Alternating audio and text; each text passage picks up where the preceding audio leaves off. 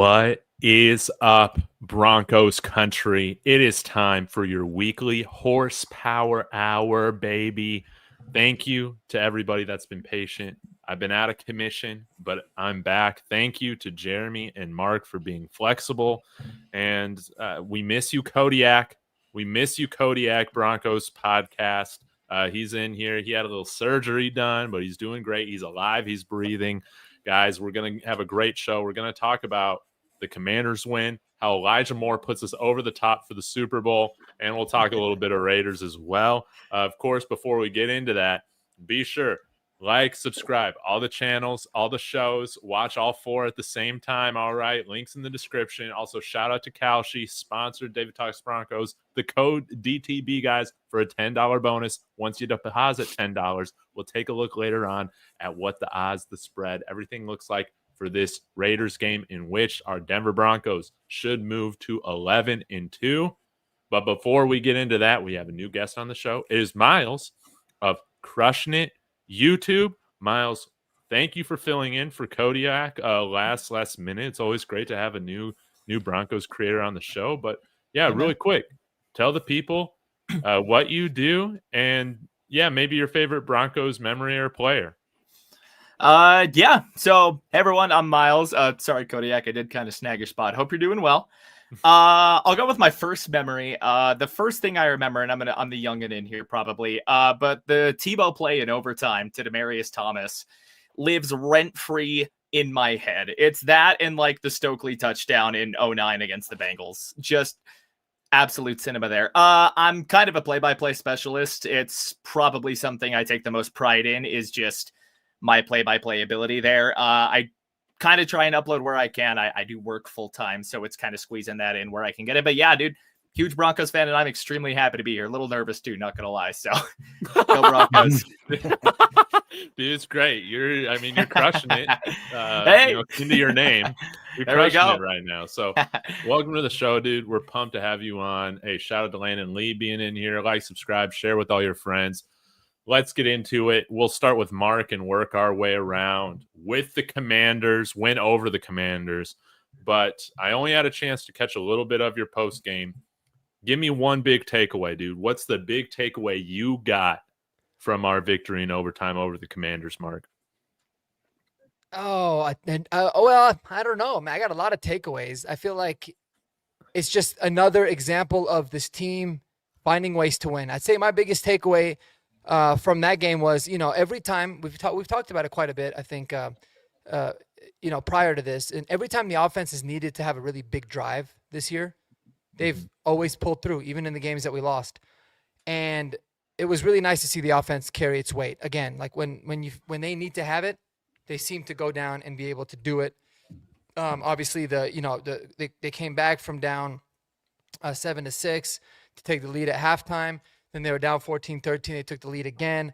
And then 2020 in overtime, boom, they go down the field. They score right away. So just all around, man, this team is figuring it out how to win in a multitude of ways. So it's a beautiful thing.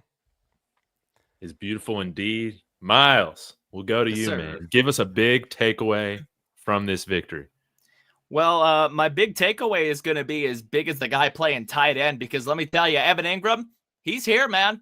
Evan Ingram is here to stay. We finally found just that stupid damn easy button that we've been looking for on this offense. And I think we finally found it just with those matchups over the middle. And that's where Evan Ingram excels. Just that big athletic tight end that moves like a damn wide receiver.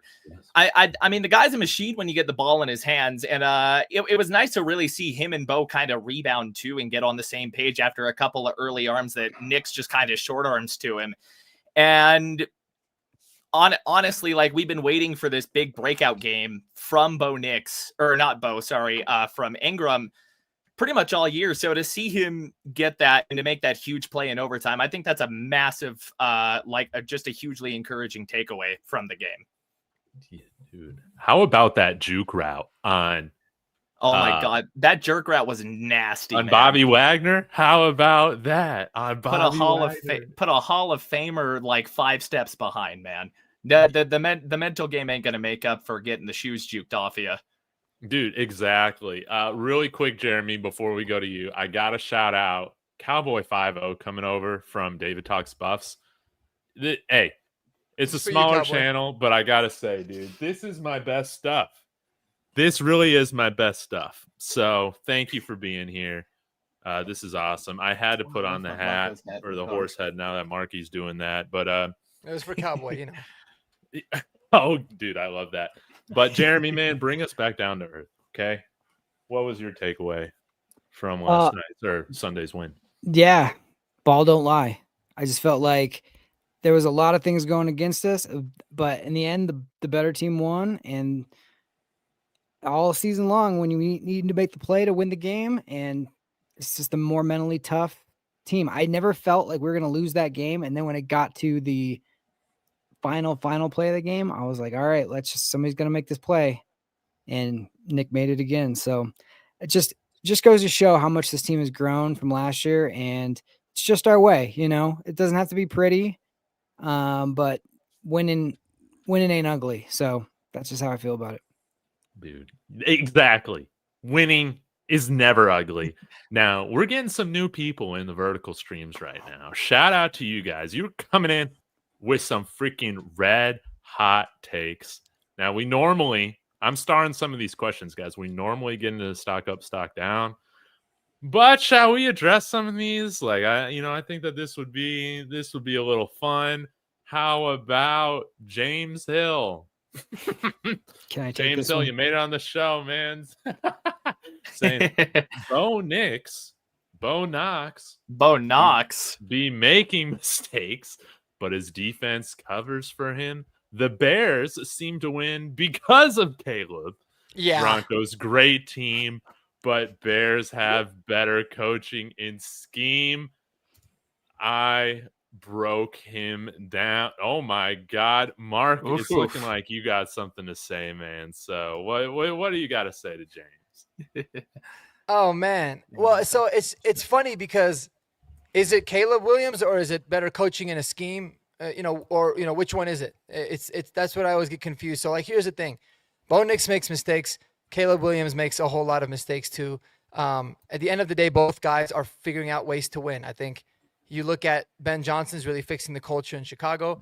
Obviously, we know what Sean Payton can do from a culture standpoint. If you really want to compare coaching staffs, I mean, just look at the track record. Sorry, kind of is what it is. But, Ben Johnson hasn't really proven anything as a head coach. But my thing is this, man, like the Bears seem to win because of Caleb Williams. Is crazy. The Bears are the highest turnover differential team in the entire league by quite a large margin at plus 17. Now, if that ever comes back down to earth, then we can have that conversation of if the Chicago Bears are legitimate. Another thing that makes Chicago Bears very legit is not the run game with DeAndre Swift, but my guy, Kyle Monangai, who I was dying for 6 months for the Broncos to get. They have a wonderful run game. I think they do a really good job. So again, man, like Caleb Williams can be really good and Bo Nix can also be very good. I don't know why we have this whole notion of like one has to suck and one has to be really good. Like I complimented Drake May a couple of weeks ago and people were like weirded out by it. Dude, we had no chance of getting those guys. And I like it when all of the guys do well. I think it's better for the league. So it's crazy, but to say that Bo Nix is winning because of his defense and Caleb Williams is winning because of himself. I mean, yes, is our defense better than Chicago? Sure, but plus 17 turnover differential, you're not going to lose a lot of games there, man. Yeah, Jeremy. Yeah, tell me you don't watch Bo Nix but have takes on Bo Nix because he had one mistake yesterday. It led to 3 points, and the defense really was the one that we had to stay in front because they weren't like holding their normal, end of the bargain. I could say on maybe earlier in the season, you could say that. But what's interesting and just to piggyback on what Mark just said, I think the 4 out of the 6 teams that drafted quarterbacks last season would, if they had the chance to pick quarterbacks again, and who would they pick? They would pick the player that they picked. I think Chicago, if they had the chance to do it over again, would pick Caleb Williams. I think Washington would pick Jaden. I think New England would pick Drake. And I think Broncos, who if they got their pick, they would pick Bo. I think they all like their quarterbacks. So it's not necessarily just like this guy sucks and our guy's great. It's just like, I'm glad you guys got your guy. I'm glad we got our guy. And I'll ride with my guy no matter what. And I'm more than happy to. If I got the first pick, I would take Bo right now. Dude, I got to tell you, man, the Bears, they're my like NFC bandwagon team this year. I've loved watching them play, and I think we're both winning games because of the quarterback and the defense, dude. Like you said, Marky. But Miles, man, you got any other takes on this? I mean, the one thing that I would say really on this is why can't two things be true at once, man? There's always great quarterbacks in the league. You know, why can't Bo and Drake be great? Why can't Caleb and Bo be great? You know, why can't both of these defenses be great, man? Like, multiple things can be true at once. Yeah. And again, with, you know, Lamar Jackson and Patrick Mahomes regressing, there is room. Absolutely. There is room for new great quarterbacks, right? For sure. Man, I love it. Yeah, I got nothing else to say. But Bo Nix, I think he's looking like a franchise quarterback. Guys, I have starred some of these other questions. We'll get to them throughout the night. This is good stuff. Want to shout out a few people in the chat. We got Rodney in here, normally in here. Thanks for tuning in. We got T Fishes coming in here, dude. Pissing me off. Saying stock down. A.T. Perry, dude. What the hell's wrong with you? But I mean, shall we get into it outside of let me say hello to Denver Trav, but let's get into some stock up, stock down. And we got to talk about this Elijah Moore stuff too, but let's get into the stock up, stock down. Let's cover that first. The stock down is definitely A.T. Perry, guys. It's definitely A.T. Perry. Agreed with him. Dude, Sean Payton screwed this man over again. But I like this signing. We'll start with Jeremy this time and make our way around.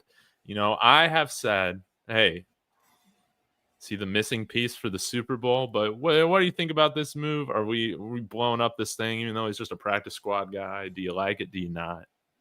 Yeah, if they kick the tires on him and want to see what he has, that's fine. I don't think it has anything to do with A.T. Perry or anybody else. I think that it's just insurance. They like the player, and that was it. So, it's not one of those things that anything's going to hinge on it. Now, if he ends up getting into a playoff game and making a big play or making a big blunder, then yeah, things will change. But right now, it's just I like that they're constantly searching. Like that's what George Payton does. So, I like that. Hell yeah. Miles, what'd you make of this signing? Is it anything to get excited about or just nah? Honestly, to me, kind of the way I look at it, and I was actually watching Mark's video on this earlier, kind of getting the player profile on Elijah Moore. I mean, he, and I'm kind of using Mark's words here, good slot guy. I feel like it's a low risk, pretty decent kind of reward type of signing where I don't necessarily think he's going to get a lot of play time this year, just considering where the Broncos are with the receiving room right now, trying to get Pat Bryant developed. But I think it's just, I really think the idea was to just get, Nix another gun in the gun safe or something to go with there. Where if you need a guy to come in and play the slot, I mean, you've got a guy that's done it before, that's got reliable experience, and that's got some absolute burners on him, man. I mean, a 4.3 40 is absolutely nothing to sneeze at in this league. Unless you're 6'5" and your name is A.T. Perry. No, but those are wonderful points, Miles, man. I think so. I won't ever complain about speed, but Mark, I didn't catch your video on this. You got to give us some more spark notes, but did you think that, am I off base here thinking that he's kind of Marvin Mims insurance in a sense, or no? I think that's a good way to put it. I think he's definitely insurance specifically for Marvin. I view this as a really good move. I really wanted him in the offseason. I thought someone to kick the tires on. I think ideally for Broncos country, it's a move for 2026 and beyond. Just another guy we could bring into camp, have him compete, see where he ends up landing. But I don't think he's going to really contribute too much this year unless there's injuries. And David, if this makes you feel better, I believe that unless it was Marvin Mims that got hurt, if it was any other receiver, I do think A.T. Perry would be next in line. I don't think it would actually be Elijah Moore. But maybe that's just because, we have a secret crush on A.T. Perry. me and you. But Yeah. Not secret. There's no secret about it. No, that's That is the worst kept uh, secret in the National Football League, man. yeah, Dude, that was A.T. almost as Perry bad of a FC, man. secret as the Broncos wanting to, sign a wide receiver. They've been kicking the tires on everybody. But yeah, I'm a big fan of Elijah Moore. I mean, obviously you have to question the fact that he's on his 4th team in 5 seasons, right? There's a reason for it. It's definitely not just production. I think he's been pretty productive. I mean, you see a lot of guys do much less that play on, that don't move around as much as he does. But why the hell not, man? As long as he doesn't mess up the juju of this team, I'm all good with it. Yeah, man. I'm all for it. Kyrie's Rowan's a nice story, but I'll take Elijah Moore. And honestly, if we get Marvin Mims hurt again, hopefully that doesn't happen. I know, Mark, you're the biggest Michael Bandy fan out there, but I don't know if I can handle the Michael Bandy experiment or experience in the playoffs, and I think that's just what this whole thing's about, like you said. Yeah, I think Elijah Moore is quite a bit better than Michael Bandy. Yeah, Kodiak saying Ayuk next. I don't know about that, but yeah, we'll get into this game. We'll preview the Raiders game, guys. Again, subscribe to all the channels. Help out Miles. What's your next subscriber milestone right now? Right now I'm just shooting for 200 before the end of the year, man. Hell yeah. We've got you 4 so far. End of the season. Let's go. Dude. Is that 162? So I think I got as many subs now as there are games in an MLB season. Hell yeah. Thank you guys. Dude, you got to start somewhere. We've all been there. That's awesome, guys. Let's help him out. All right. Miles. Yes, sir. I'm going to ask you to kick us off. Then we'll go up to Jeremy and around. All right. Let's start off with a stock up, stock down. Give us a player. Talk about them. Are they a stock up or stock down in this 27 to 26? 27, 26. All right. Victory we got, man. I'm going to just roll off of my takeaway here because, I mean, what else can you say, man? Evan Ingram on the offense is probably one of the most obvious stock ups of the game, man. Really that overtime period that he had alone on that drive would have done it for me to say stock up. I mean, the 41-yard run after catch, but just kind of everything that he did, rebounding the way he did and getting on the same page. I mean, that was huge to me. He's had a rough season, but I think it's important, especially from, you signed this guy to as big of a contract as you did, kind of just with a little bit, not like a history, but like an injury history. But I don't know. I'm just happy like Ingram hasn't like quit, really, is what I'm kind of getting at, just with how the year's gone for him. It hasn't been great. And there are guys in this league that'll get frustrated and they'll just kind of start crashing out on the field when things aren't going the way, man. But Evan's been working his butt off, dude. And it showed in this game. And I'm excited to see what he does going forward. Yeah, beautifully said. He had a season high, I think, in targets, catches, and yards. 79 of them things. Yes, 41 yards in overtime. And it was great to see him fly past that DB. I mean, we've been waiting for that, Since the preseason, man. That one play in preseason did so much teasing up until now. Yeah, right? Yeah, you're absolutely right. Jeremy, stock up, stock down. Who you got? Yeah. I got to do it. I'm going to go Bo here, but just to piggyback on Evan Ingram real quick, dude, I love the fact that he's a Bronco because every time he's running the way he runs, he looks like he's galloping. And he just like put his head down, got that jerk route, just took off. And so many of our guys, especially like Cortland or some other guys, I said this to Mark yesterday, they feel like they want, as soon as contact's about to come, they kind of are like ready to go down. And Evan's like, no, I'm going to make me get down. And he's going to run through people. And he got an extra 15 yards at the end of that run by not succeeding it, So I loved that effort. But the guy that delivered him the football, besides not seeing, the linebacker there, I thought he played phenomenally. And I'm sorry, but if Patrick Mahomes makes that throw, there's freaking Madden animations and everything else today. Like that throw that he made, falling down and delivering it right to Cortland was a thing of beauty. And it's just arm talent, everything you want to see, stepping up in the pocket, avoiding the pass rush. He's done such a good job of just like getting out, and then looking upfield and just delivering strikes. And when it came to overtime, he was calm as a cucumber and just methodical. Four passes, 5 plays, 71 yards, touchdown. We're up 7. Defense make a stop, and we're going home a winner. And that's what happened. So I love the way he played, and it's just stacking more and more wins. And he's one now away from the all-time record of the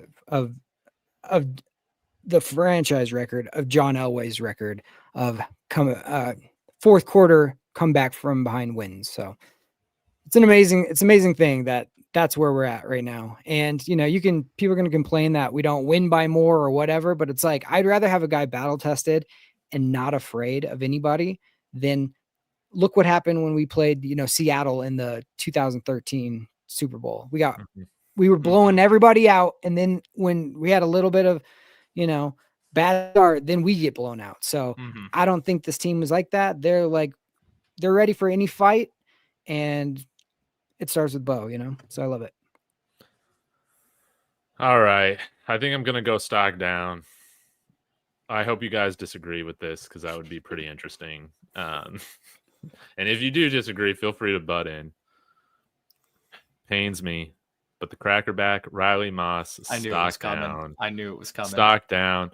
Bro, I was so proud of you. No flags on third down. I want to get on here and talk about stock up Riley Moss. Good Lord. But, dude, you got yourself cooked by, Eddie Lacy looking Debo Samuel at the end of the game. What are you doing? Bro, you're letting what's-his-face, Traylon Burks. Now I know he made an amazing play. But this is what I was telling Mike. It's not even his fault, dude. It's not even his fault, half the time.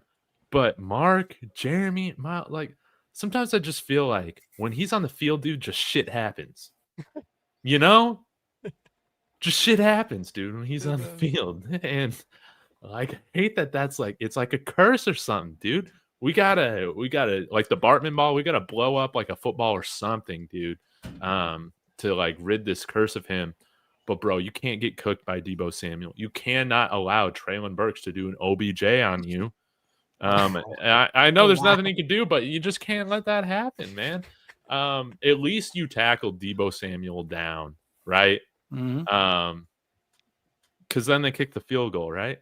Did they kick a field goal off of that? No, that's the game, the fourth down, then PS2 got picked. That's what set that up. Oh, yeah, that's right. All right. So, yeah, it meant nothing. It meant nothing, Riley Moss, that you tackled him. Thank you for refreshing my memory, Jeremy. But, hey, Riley, this is a great get-back game against Oakland or Las Vegas. Oakland. Let's call it Oakland. Yeah, Oakland.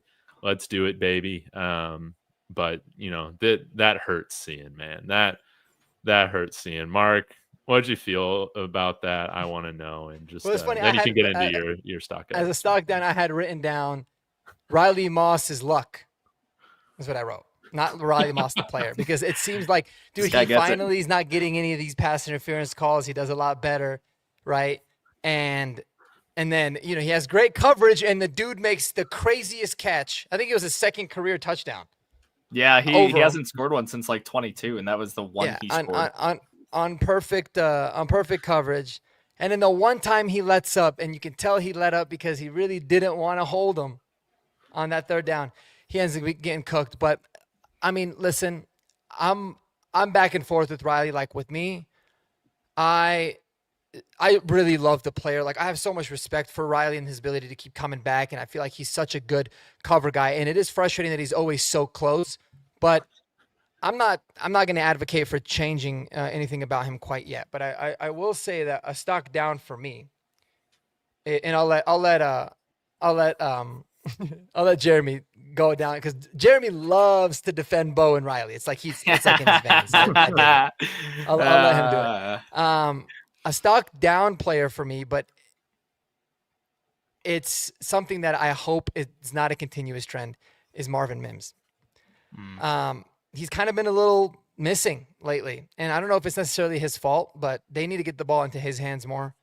I think he's the second biggest X factor down the stretch for this Broncos team, number one X factor being Evan Ingram, because that guy, I'll tell you what, if he starts to turn it up, that's going to be a massive problem for a lot of teams. That'll be like the biggest blessing that we could ask for as a team. But yeah, Marvin Mims has been a little bit disappointing. He hasn't really been that dynamic in the return game either.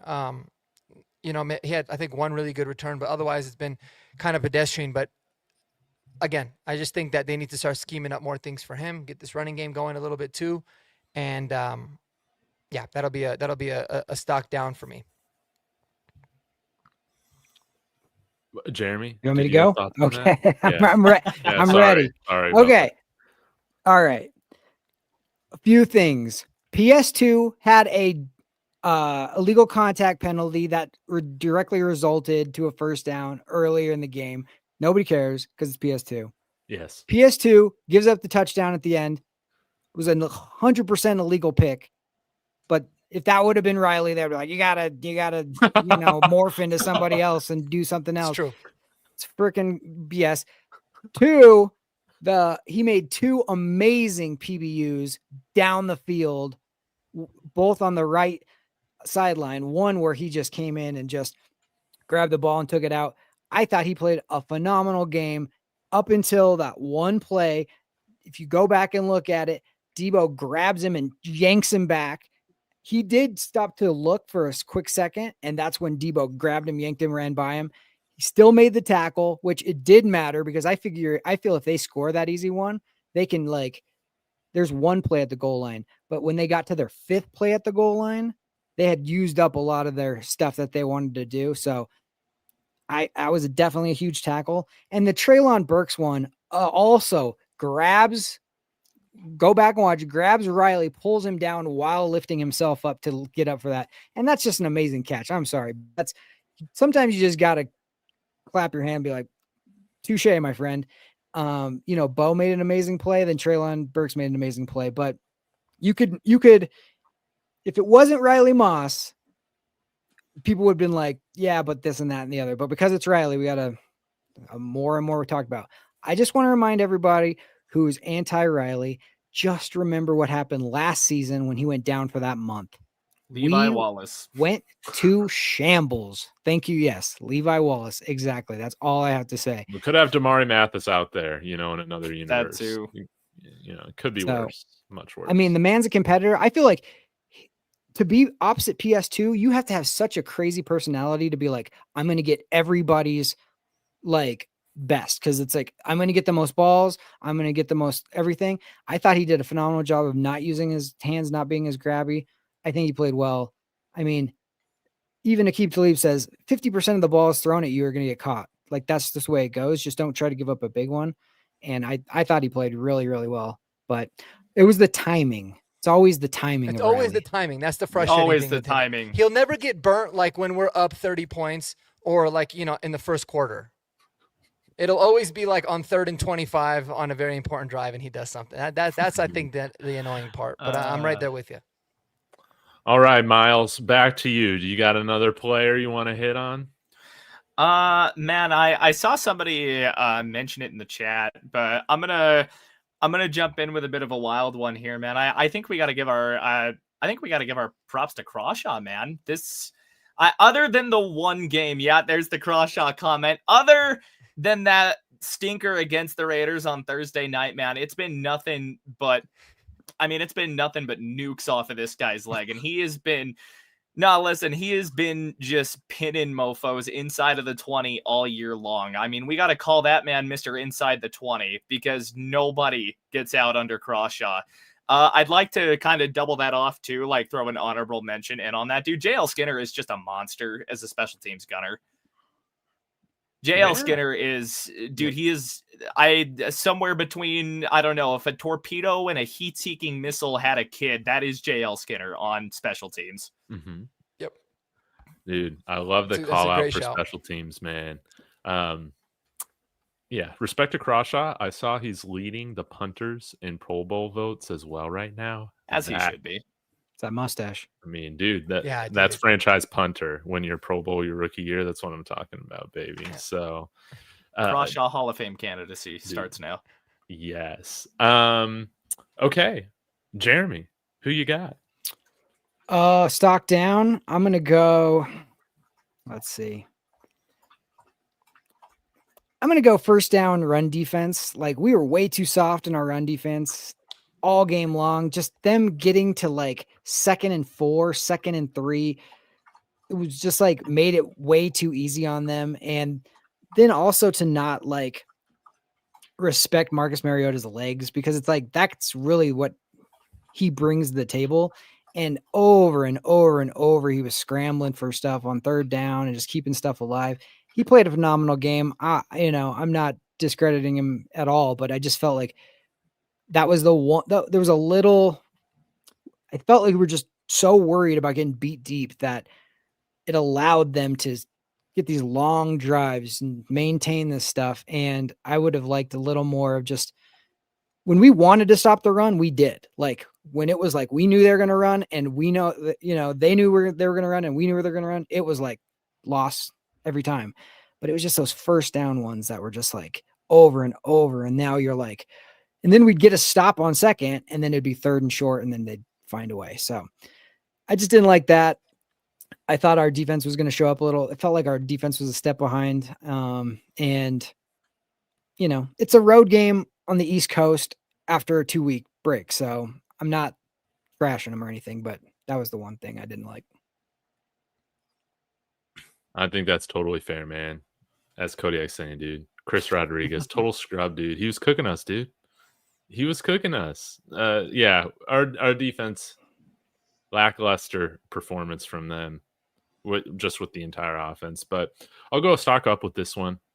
And again, Mark, I always got to give you credit for always putting this in. I forget if the Discord was around then or not. I don't remember. But guys, join the Discord. You can join in my join thing membership, or you can use the WAP, but you get a discount doing the membership on YouTube. Get in our Discord. But Pat Bryant, dude, you're the first one that said, you know what, Pat Bryant, Sean Payton kind of guy. And he had an awesome game, man. Slant God. Got 3 receptions, 42 yards. I would like to see him featured more, but did get 7 targets. But big stock up. I'm loving what we're seeing. I do have a question for you specifically, Mark. Would you be okay if the Broncos punted on wide receiver for other positions if they plan on making Pat Bryant? Does he have wide receiver 1 upside? I guess that's what I'm asking. Yeah, 100%. Now, when you say punting on receiver, you talk about like first round or entirely? Yeah, like first round, and you're not making a move for Waddle. Oh, yeah. I would be okay with it because I think for us, we need better talent at the tight end and running back positions way more than wide receiver. Like our wide receiver room is not that bad.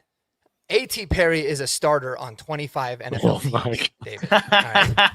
Why hasn't he been picked up? This is the biggest mystery. And he's on our practice squad, bro. So, no, I like I said, can we upgrade everywhere? I mean, you can always upgrade the roster, but I genuinely do believe Pat Bryant has wide receiver 1 upside, especially in the way in which Sean Payton wants to utilize his guys. I just think he's incredibly good. I love that we've been utilizing him and featuring him more. And I think we need to keep doing that. No doubt about it. Mm-hmm. Yeah. I mean, I just think, and I really do believe he's just scratching the surface. Like, dude, when he took off on that slant route, dude, his speed off the line, his speed catching the ball. What do you run, like a 4.58 or something like 4.6. that? 4.6. Everyone was freaking out. Whatever, man. 4.61. Dude, it's funny because if we took him in the 5th round, where everyone was saying that we should have taken him, then I think he would have gotten a little bit more hype. But because he was overdrafted, right, in the 3rd round, he's got. I think even if you wait until the 4th, I mean, I think you get a lot of people that would start calling it the steal of the draft. I thought Bryant was fine where he was, where we got him. I really did. Yeah, absolutely. And if he turns into a wide receiver 1, you'll take that every single time in the 3rd round at pick 70. Yeah, Mark. Okay, who do you got? Ooh, okay. So I just stocked down last time, right, with Mims. So I'll do a stock up this time, and this might be a little bit unpopular, but I've got two of them that I'm feeling, and they're both in the run game. And then I got to stock down in the run game. So we're going to talk about the run game a lot. Yeah. Stock up number one is RJ Harvey, and I'll tell you why. It's not like it was the best game from him overall. I thought he did some good things and bad things. I did a film review on him. I still feel very optimistic about RJ Harvey, but man, let me tell you, he was pass blocking his ass off. And if he continues to pass block his ass off, he's going to play more, and they are going to be able to utilize him as a true 3-down back where he can actually utilize his receiving skill set, which has been a surprise, as well as getting more carries. I think that that's really big. And man, we're gambling a lot on RJ Harvey down the stretch. So we need him to get every opportunity possible to be able to play well. As a result, I think it's stocked down for Tyler Bidet, because even Jaleel had a good pass protection rep. And if we're good there, and we know Adam Prentice can pass protect as well, Tyler Bidet may be a sneaky, like, I wouldn't say cut candidate, but someone that could really maybe even eventually become a game day inactive. I don't think that it happens, but it's just unfortunate for Bidet, because the one thing that they really needed him to do in terms of being a true 3-down back, these other guys are able to do it. It might be bad for him. And then that leads me to Adam Prentice, who it's just a stock up, man. Why does it seem like every time he touches the ball, good things happen? First down. I don't think he's ever caught the ball or carried the ball. So like literally touched the football and it didn't result in a first down this year. It's amazing. Cool. So, I want to see him back there at tailback. Get just one carry. I just want to see what it looks like. I want to see DJ Jones at fullback and Adam Prentice at tailback, and you run an I formation and just kill whoever's in front of you. That's what I want to see. That's right. He did get a handoff once and he ran it, but I want to see him in like a single eye type of thing, dude. Like run up to the line and just go Mike Allstott on him. Let me see that man in like a jumbo package. Like, come on, man. Bring out the extra O lineman, dude. Slot your 2 tight ends over there and just see what happens. Yes. Dude, shout out to Adam Prentice. I love him. Crawshaw, all these guys.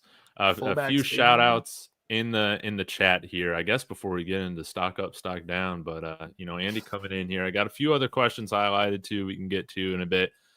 But did Nate Atkins' root beer influx into the locker room transform this team into the best in the NFL? Yeah, is root beer vape going to be now considered one of the banned substances in the NFL? It shouldn't be. It would be like banning like drinking soda in terms of, it's usually not the good thing, but I think so, man. I think this root beer Nate Atkins, this whole root beer influx is helping. I think they're probably having a lot of it.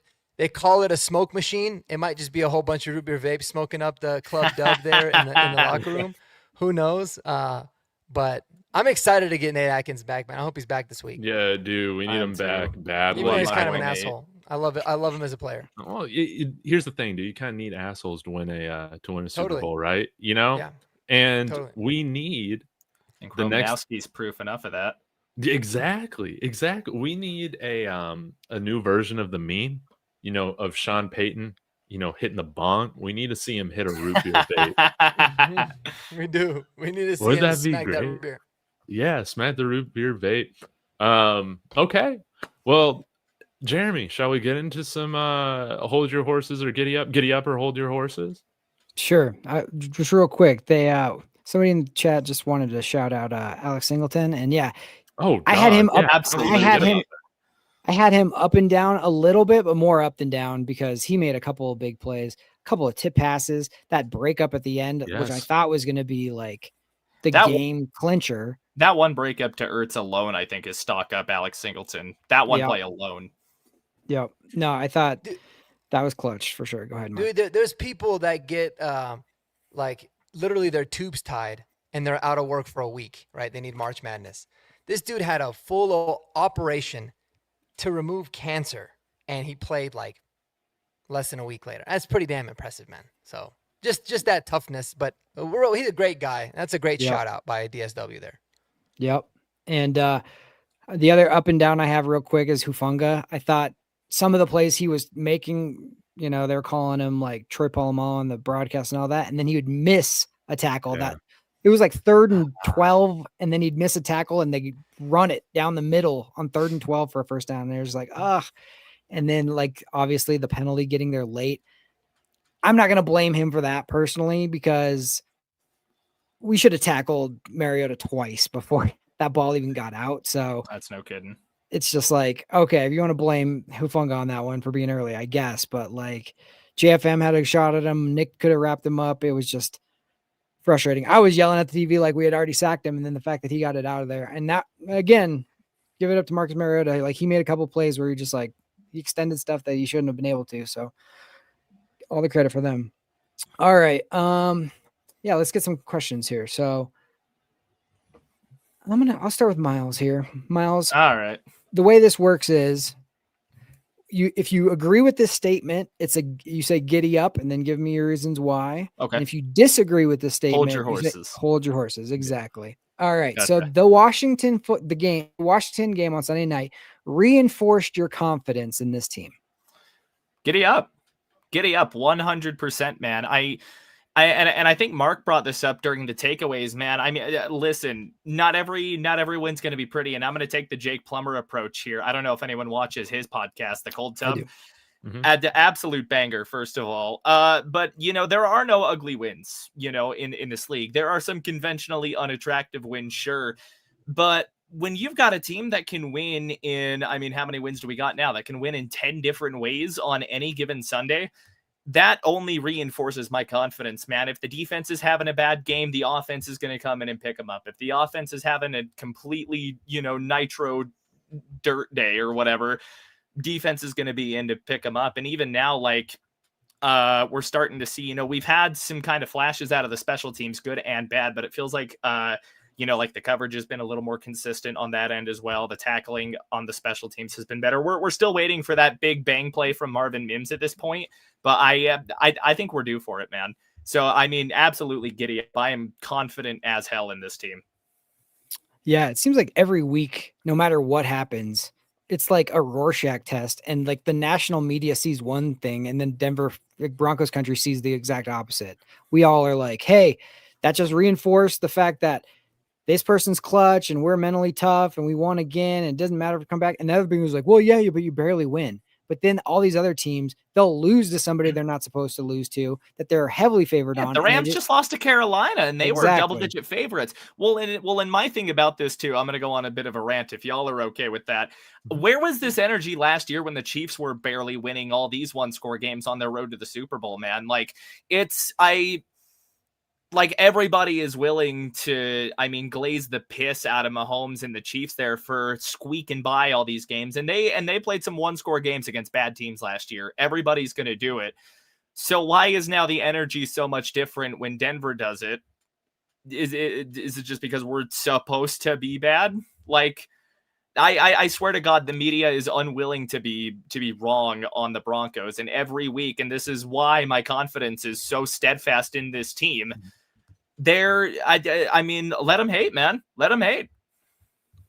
Exactly. Well, it tells you a lot about a person if they're not able to admit that they were incorrect about something. And it seems like there's a lot of people that are holding on to pre-draft Bo Nix takes, Sean Payton takes, like preseason prediction, season record predictions, whatever it is. They do not like seeing this team. And then they got to make up reasons why the thing that they said isn't actually incorrect. It is incorrect. So just be a, you know, a grown up and admit it. That's fine. But you know what? We've talked about this a lot, and it's like, I like this team not being talked about. We're better that way. So keep it up, actually. All right, let's go. David here. Okay. I want you to, let's see. Sean needs to completely forget about trick plays until next season.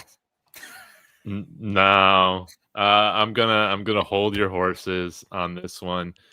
I don't know, man. It's just part of every routine.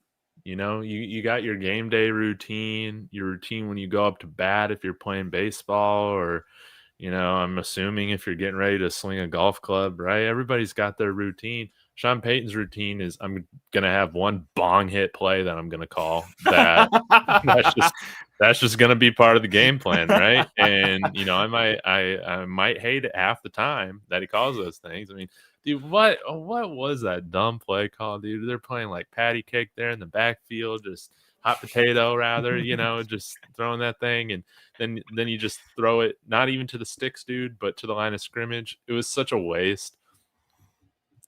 But I think that's what Sean Payton needs mentally coming in the game. Say, you know what, I'm in my bag, right? And call a good game, man. Yes, the offense has been inconsistent, but we scored 27 points on Sunday, and I'm not really going to criticize too much of what Sean Payton was doing outside of maybe a little bit more Marvin Mims. I don't mind one dumb play call. If that's the only thing I'm pissed off about, you called a great game. And a lot of the times, dude, that's how I feel about Sean Payton. Pretty good called game. A couple things I would change. Yeah, that's how I feel about it. I feel like with trick plays too, bro, it's either terrible or fantastic. There is literally no middle ground ever. It's always one or the other. So if it doesn't hit, it sucks. If it hits, he's gonna look like a genius. I'm good with it. Yeah, but the Sean Payton bong rip play. I love yeah, dude. I mean, it's just. I'm gonna start using that when I do play-by-play. Like, just every time there's a trick play, I'm just gonna be like, Peyton hit his bong in halftime. That's or a bong hit it real ripping. quick. Or yeah, that's a bong ripperooner right there, folks. Yeah. Speaking of bong rips, actually, how high do you think Younghoe Koo was yesterday when he kicked the ground instead of the football? I think he Dude, was I've a never little seen too low, anything like that in my personally. life. He must have been on cloud nine. Dude, that is like watching a professional golfer completely miss his drive. Never happens, I don't think. Yeah. So bong grip kicker. Sorry, I just remembered that. I was like, well, we got to talk about that a little bit. Yes. I got a conspiracy theory on this from the trick plays. Do you think Sean maybe just throws at least one out every single game just so they are game planning and like everybody's constantly like, it's coming at some point. We can't like F around. Like we have to like play, disciplined. 100%. And the other thing that would be so poetic. I'm not saying this is going to happen, but if you win a Super Bowl and off of a trick play, like that would be the perfect like culmination of this season, wouldn't it? Where it's just the Steelers did it. Finally works. Or watch just this. I think this is gonna make David. I think David might cream himself if honestly. So Sean Payton, the first time he won the Super Bowl, the big play that he made was the surprise onside kick. Yes. Mm-hmm. What if Jeremy Crawshaw does a fake punt touchdown, bro? I would need 5 new pairs of pants right then and there. Yeah, you're right. You're right. I think I would cream my pants. Yeah. So that would be cool. Like he just keeps the legacy going. But now we're just speculating. But that would be something that I think all of us would have to go on Amazon and buy some. Dude, now I'm gonna have a wet dream about that tonight, Mark. Thanks a lot. I might join you in that dream, David. We might be sitting there in the stands together, man. We might be up in the press box together, buddy. David just turns his camera off now. He's like, hold on. Multiplayer dream. I need to order one of these Crawshaw jerseys if that happens, man. Franchise punter, we're all man. getting Crawshaw jerseys. Everyone. I'll buy. I love it. Too. Good stuff. Good stuff. I got one more for Mark here. Okay, yeah, I was about to ask. Okay, this one's not necessarily a giddy up or hold your horses. I want you to pick one loss and pick one win. If you could do whatever you wanted here, the last of the kind. Not, I'm gonna leave Vegas out of it, but like we got the remaining. We had the Jags, we got the Chiefs, we got the Chargers, and we got the Packers. Pick me one win, pick me one loss. If you could, because here's the thing, we all would want to win the rest of them. But at the same time, I've heard so many people saying you don't want to go in the playoffs with a streak. You don't want to like have that added pressure. So let's just say, okay, I'm going to give you your option. Pick one of these games that you can, any of these to win, any of these to lose. Oh, this is easy. Me and Miles actually talked about this. We didn't pick the game, but we talked a lot about like the streaks and everything on on our joint video earlier. This is pretty simple for me. For me, the loss, I would choose losing to Jacksonville. No problem. Lose to Jacksonville at home. In fact, that probably gives them a better chance to making the playoffs over teams like Baltimore and the Chiefs and whatever. So if you're going to have a loss, I would say lose to Jacksonville. And then allow for us to turn around on Christmas and knock the Chiefs out of the playoffs 100%. Yeah. That will always be the game that I would want to win. In Arrowhead, they're desperate, and we do the entire NFL outside of the little barbecue town of Kansas City a favor and knock them out of the playoffs. So that would absolutely be the ideal one. Beautiful. That'd be the Even though I sweetest probably, revenge. as a fan, I probably should choose Green Bay because they're an NFC team. But I feel like, man, you lose to Jacksonville, you're really fired up, and you win on Christmas. So that would be cool. Yeah. Oh man. Yeah. There's a fat man wearing red on Christmas that I want to have a bad day, and it's not Santa Claus, if you know what I'm talking Yes, about. exactly right. Jeremy, I have one for you. Okay, we got to have one going your way. Yeah, appreciate it. And this comes from a fan. All right. Okay. I don't even know if he's still Hey, watching, Trent's but in here. maybe he is. That's Mr. Talk Show Land. Broncos, Broncos, Broncos. I got a question for them. Do you think Patriots versus Broncos will be battling in the AFC Championship game? Giddy up or hold your horses? And if giddy up, who do you think will win? I don't know. I hope so. I would love to see the Patriots. And I personally, if it comes down to those two, I mean, home field will be a huge advantage, but man, these teams are so similar in so many ways. The second year quarterback, the hardened coach who doesn't let anything slide and has changed the culture and done all these things, and the tough defense, and they built for cold weather and finding a way and all of those things. But yeah, I got Denver, man. I mean, what do you, am I gonna say the Patriots? There's no way. So I hope so. And I personally would be fine playing either place, but yeah, that would be my choice. If there was an AFC champion, just like 10 years ago, it's like the repeat of 10 years ago, 2015 of AFC Championship, Broncos Patriots. I would just love, and it was a defensive struggle and just this, haymaker after haymaker type of game. And yeah, I'd love to see that again, especially in Denver again. Mark, Miles, y'all feel the same? Go ahead, Miles. Oh, I heard that. I mean, yeah, I'm in that same boat right there. Honestly, I feel like this one's a giddy up. Both of these teams have been. I mean, I know nobody nationally wants to say it, but I really think that the Broncos and the Pats have been the two best teams in the AFC this year. Whatever you want to say about them, I mean, everybody in the AFC is flawed one way or another. Broncos can't run the ball right now. Pats O-line is banged up, and they're. Yes. I mean, they do have a decent defense, but outside of Gonzo, you don't have any real guys, breaking out as huge stars for them as well. And I absolutely, every team in the AFC has problems. I just think that the Broncos and the Pats have the least, what's the word I'm looking for here? The least majorly fatally impactful problems at this point. I think both these teams could meet in the title game, and Denver rides that defense to a win, man. Absolutely. Yeah, I agree. I would love to play New England. Just because I mean, it would kind of it would bring back the Manning Brady days. But the cool thing is that we don't have to actually go up against Brady or Belichick. I think it would be awesome, and I feel confident that we would beat New England either way. It's one of those things be careful what you wish for. I think they're really good, and I like Mike Vrabel. I think he's a phenomenal coach, but he hasn't really done much in the playoffs, right? But again, he did have Ryan Tannehill and a couple other scrubs, so he never had somebody like Drake May. But it would be an amazing week. To be honest with you, I just don't want to see Kansas City in the playoffs, just in general. I'm fine playing against them, to be honest, but I just want to see a playoffs with all the new blood in it. That's my boy right there in chat, man. Who is it? Sorry to butt in. Bok Choy. He's Bok guy's Choy? been a regular on my stuff. I've seen a couple of my There guys you pop go. in here. Let's go. Okay.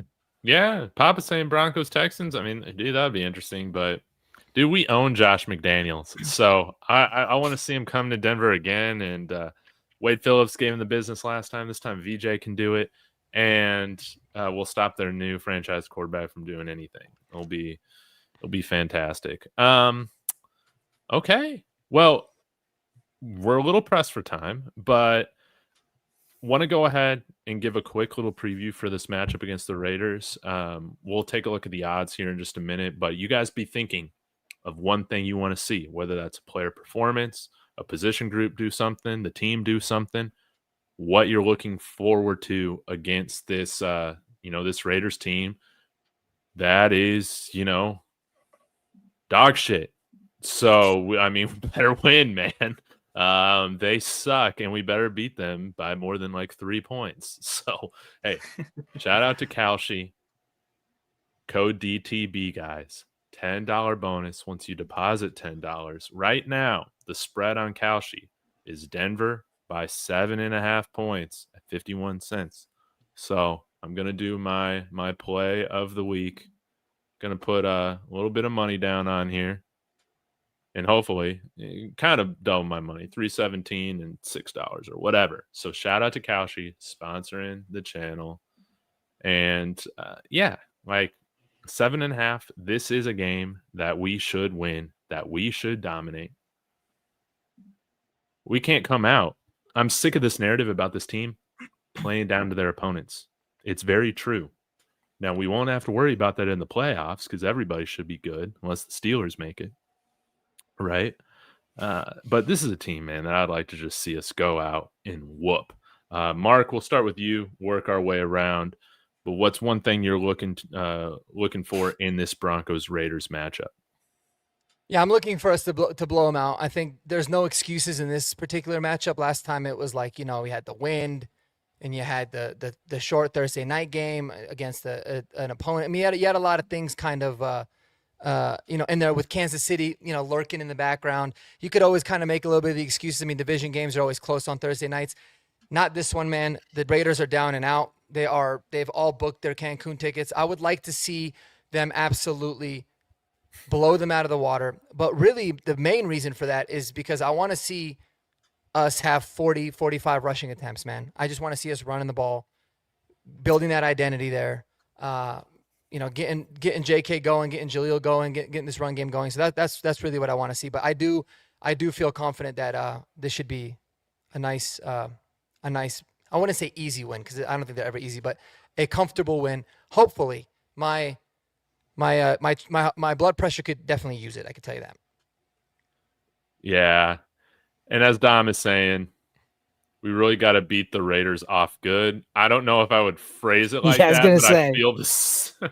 you put the off right after beat, and then it's a wholly different. Maybe finish them off good. But yeah, I'm right there with you, Don. Dude, I love it. What movie was that? He's like, I will beat your dick off. What movie is that? That was the best line. I will beat your dick off, man. He's like, what? I'll beat your dick off.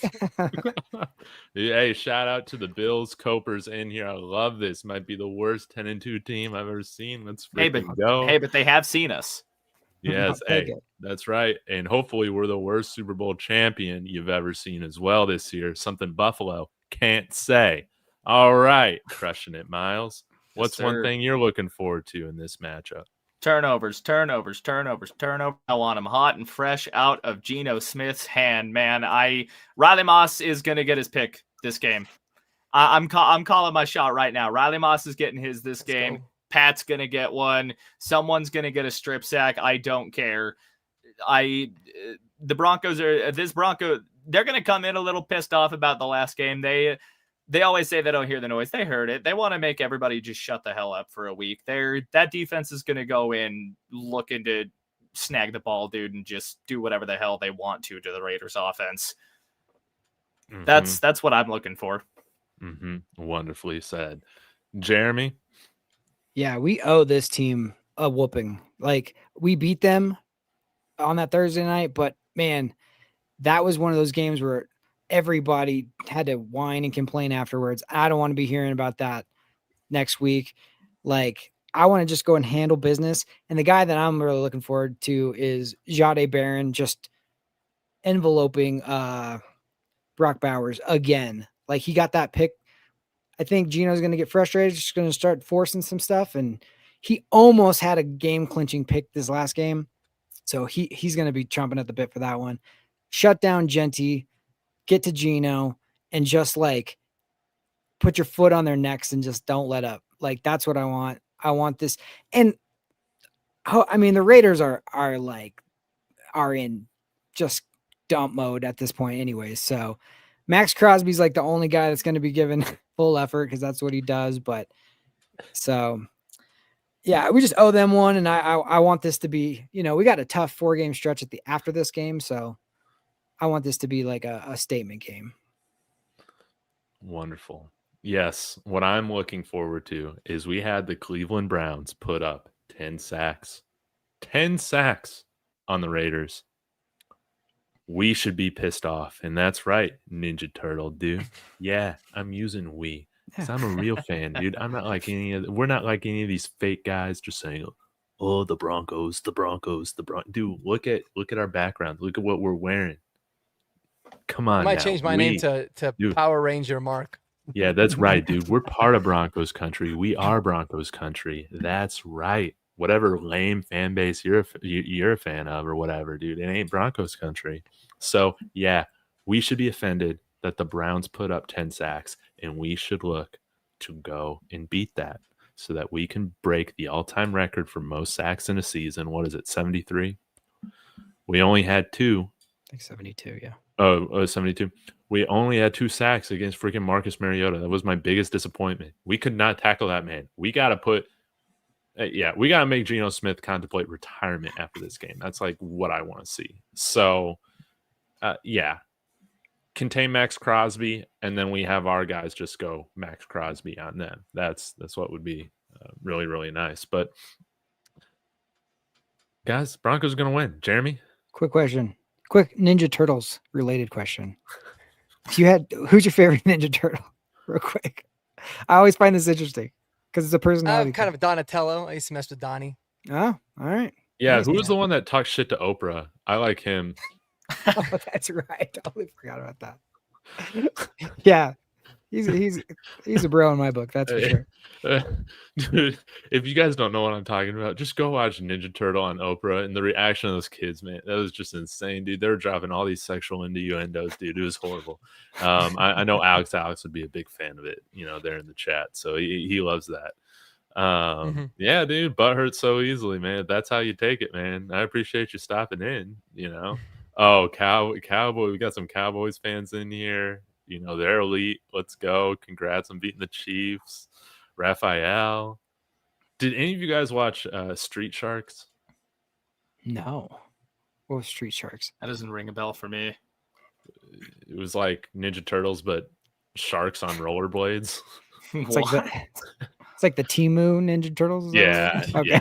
But dude, I love Street Sharks. Dude, I had all these little like action figures, and Sethoid, dude, I do love you. I'm sorry I'm not highlighting your comments, man. I just missed them. Yeah. Man, these vertical streams are different, dude. I know. Yeah, we're getting. Honestly, they're fun though. Like some people come and troll them, but I'm like half the time I'm dying laughing. I know, dude. I know. It's funny, man. But mark my words. Remember how the Queefs turned it on in the playoffs? These guys thrive in pressure. Come December and January, get ready for extreme T-Rex domination from this team, unless they play the Broncos, baby. That's a dude. There's a new king in the division, man. And remember, Bo Nix or Patrick Mahomes regressing. Bo Nix ascending. That's like the theme of this year. Yep. They've had some pretty good pressure on him so far this year, and they haven't exactly thrived. So I don't know. Yeah. Last year was last year. This year's this year. So we'll see. Well, and for people to go check this out. I might do something full on this, but like go look at the 2013 Broncos. We shattered all these records, right? Obviously, we ended up getting blown out in the Super Bowl. Go look at what our record in games that were 7 points or less, and you'll realize that we were 0-3 the entire season in those games. Everything else was just a complete blowout. We weren't calloused, and we absolutely got demolished. And we didn't even look that good in the playoffs that year either. But we ended up getting demolished. And I think Aqib Talib was talking about that too. He's like, I wasn't on the 2013 team, but one thing I knew was in 2015, it's like, man, we had our bad games. We had a bad game against Cleveland. We went to overtime against Cleveland. We eked out a way to win. But, man, it's like then when you're in that situation in crunch time, you don't flinch. So, listen, is it ultimately gonna pay off? We could obviously win the Super Bowl. We could obviously go one and done. But by no means is what we're doing bad. I think it's only positives are going to come out of it for sure. Definitely. Dude, no doubt about it, man. No doubt about it. Well, guys, I think this was a pretty successful horsepower hour without Kodiak. We hope you find your dad, Kodiak. You show up on the stream next week. Hey, buddy. But Miles, man, it was great having you here. Fill in.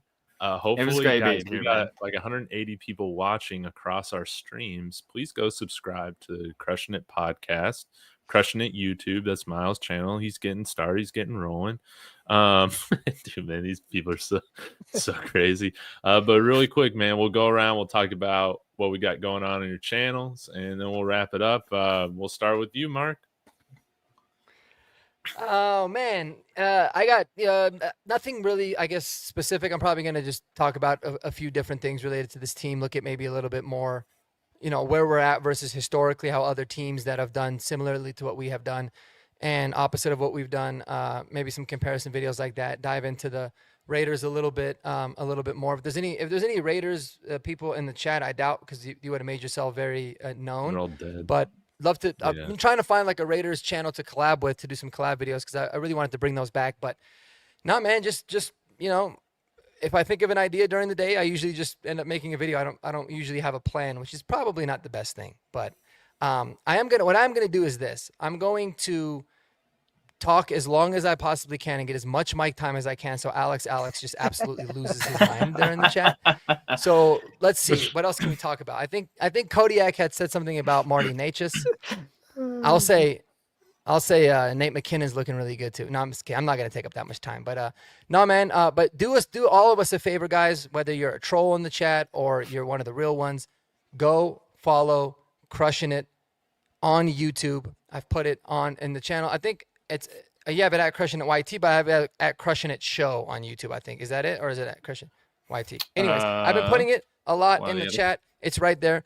Go check it out. He's got awesome content. His play-by-play is legitimately phenomenal, and I'm going to say, like, I'm very jealous of his radio voice. So yes, go show him some love, man. He's doing awesome. Appreciate it, y'all. Appreciate it. Oh, see, Sethoid, a fan. Hey, so great takes. That's what I'm talking about. And appreciate it. Seth is one of the real ones. And most importantly, to get on this show, we don't tolerate A.T. Perry slander on this channel. Only A.T. Perry hype. And he is now part of the cult. Okay? You have been indoctrinated. All right? We need to get A.T. Perry on the show. Father, Son, and Holy Spirit. Yeah. What's our Trinity? Bo Nix, Sean Payton, and A.T. Perry, or something like that.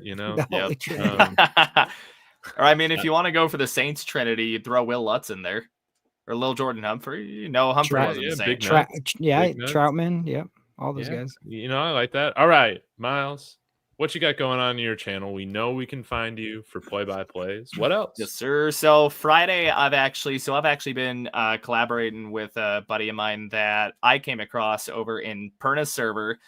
So that is at Hilltime Sports. His name is Trent Hill, Eagles fan. We kind of talk about just all the happenings, just up the NFL, kind of do some game previews, that sort of stuff. So look out for that. We usually do that Friday afternoon, just after we're both off of work. So yeah, that's what I got. And then obviously Broncos play-by-play on Sunday. It's going to be great. Can we find you on any other platforms? I do have an Instagram. It's at Crush. I think it's Crush Miles Broncos. Okay. I'd have to double check that, but I can put that in chat. I don't use Insta much, but I do. Miles, have do you have one. an OnlyFans?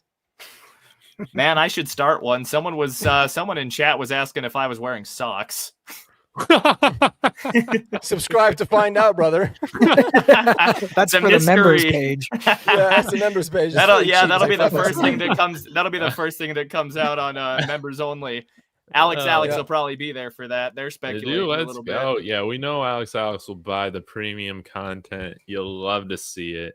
But Miles, man, thanks for being willing to come on last second. And yeah, thanks for having me, man. I appreciate it. Yeah, we hope you didn't kill Kodiak, and I mean, we want Kodiak back next week. But if you show up again, I'm gonna have some questions. Questions. Where's Kodiak? Exactly. Don't say nothing. Oh yes, Kodiak Andy's somewhere got selling it. feet pics. Yeah, hit that join if you want to talk with us every day on Discord. We are not sharing selfies unless asked for them. Jeremy, you've been putting out a little bit of content, right, over at Broncos Unbridled. Yeah. What do you got going on? I mean, me and Mark always do the post game, and then we started a kind of a Broncos debrief the last couple weeks here. So that's been just a good kind of really dive in depth post game, and not just your immediate like emotions, but kind of like break it a little more in depth. So that's been really cool. Dude, let's go. Guys, go subscribe to all my friends. I was talking about this with Mike last night or 2 nights ago. Broncos country has the best YouTube community out there. Now, we might be, small in number compared to, Brandon Perna, who is the king of all of us. But, we are mighty with what we got to say. So, guys, go subscribe to all my friends. They all put out wonderful content. And thank you for being here. Fans, trolls, we love you all. Until next time, guys, go Broncos. Go Broncos.